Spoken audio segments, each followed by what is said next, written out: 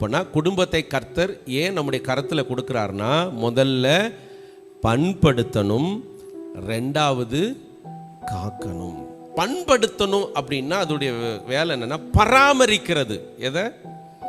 இந்த ஏதேனை நீதாண்டா பராமரிக்கணும், இந்த குடும்பத்தை நீதான் என்ன செய்யணும்? பராமரிக்கணும். அதே போல இந்த குடும்பத்தை நீ காத்து கொள்ள வேண்டும். நீங்க கொஞ்சம் அஜாக்கிரதையா இருந்துட்டீங்கன்னா குடும்பத்தை நீங்கள் இழந்து விடுவீர்கள். குடும்பம் உங்க கூட தான் இருக்கும், ஆனால் அந்த குடும்பத்துக்கான மேன்மையான ஆசீர்வாதங்கள், சமாதானம், சந்தோஷம், அந்த வீட்டுக்குள்ள இருக்கிற எல்லா மகிமையும் நம்ம இழந்துருவோம். இன்னைக்கு இந்த உலகத்தில் வாழ்ந்து கொண்டிருக்கிற நிறைய குடும்பங்கள் குடும்பமாக தான் வாழ்கிறாங்க. அந்த குடும்பம் ஏதேனை போல இல்லை. இந்த வீட்டுக்குள்ள சமாதானமே இல்லாமல் தான் நிறைய பேர் வாழ்ந்து கொண்டிருக்கிறார்கள். இப்படித்தான் ஆண்டவர் கொண்டு வந்து இதை நீ பராமரிக்கணும், இதை காத்து கொள்ள வேண்டும், இந்த ஏதேனை நீ காத்து கொள்ள வேண்டும் என்று சொன்னார். ஆனால் பிசாசானவன் வந்து நயவஞ்சகமாய் அவர்களிடத்தில் பேசி அந்த ஏதேனிலிருந்து அவங்க விரட்டப்படுகிற ஒரு சூழ்நிலைக்குள்ளே கொண்டு போய் விட்டான். இப்போ அவங்க என்ன பண்ணிட்டாங்கன்னா ஏதேனை விட்டு விரட்டப்பட்டார்கள். நிறைய பேர் இப்படித்தான் ஆசீர்வாதத்திலிருந்து வெளியே தள்ளிவிடப்படுகிறோம். யாரால? இது ஆண்டவராலயா? இந்த ஏதேனை இழந்ததற்கும், அந்த சமாதானத்தை இழந்ததற்கும், அந்த திருப்தியான வாழ்க்கையை இழந்ததற்கும் ஆண்டவரா காரணம்? இல்லை, அங்க இருந்த ஆதாமும் ஏவாளும்.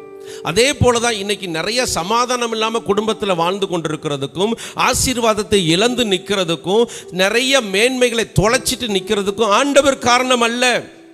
ஆண்டவர் நம்மளை பராமரிப்பதற்கும் காத்துக்கொள்வதற்கும் ஞானத்தை கொடுத்து அந்த குடும்பத்துக்குள்ள கொண்டு வந்து வைத்தாரு. நாம தான் சத்துருவின் காரியங்களுக்கு செவி கொடுக்க ஆரம்பித்து விட்டோம். ஒரு குடும்பத்துக்குள்ள பிசாசு என்னெல்லாம் கிரியை செய்வான் தெரியுமா? எதையாவது ஒன்றை உருவாக்கி உருவாக்கி உருவாக்கி பிரச்சனையாக்கி பிரச்சனையாக்கி பிரச்சனையாக்கி கடைசியில் அந்த மேன்மையான ஏதேனை இழந்து நிற்கிறது யாரு தெரியுமா? நம்ம தான்.